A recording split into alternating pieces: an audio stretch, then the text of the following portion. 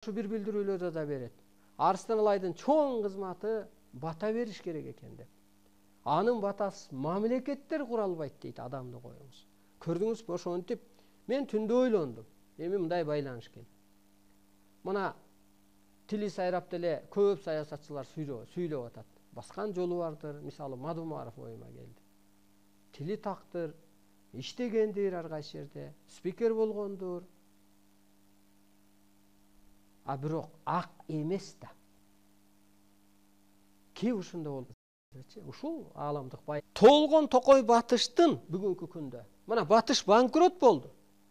Эми биз бүгүнкү күндө Батыштын саясаты менен жашап атабыз. Кыргыз эли же жана башка улутчу. Толгон Токой Батыштын идеология саясатына караганда ал иштебей атат бүгүнкү күндө. Улуу журт тетирсинче туңгуюкка такалды. Кыргыздын кырда отурган эле бир үй бүлөсүнүн ою бийик. Караңызчы.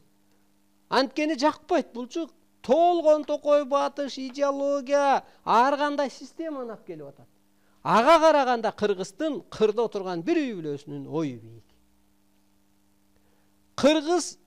Кыргызчылык менен гана башкарылат, кыргызчылык менен гана калыптанат, кыргызчылык менен гана өз ордун табат.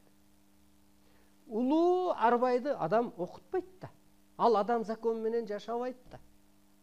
Көрдүңүзбү? Батыш банкрот болду. Батыш эми Кыргызстан жол таяп келет.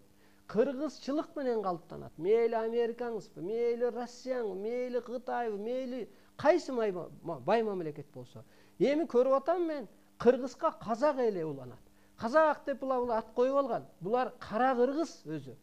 Кыргызмын деп мантра айтат. Казагың эмес, керек болсо эртең американсың келип алып кыргызмын деп мантра айтып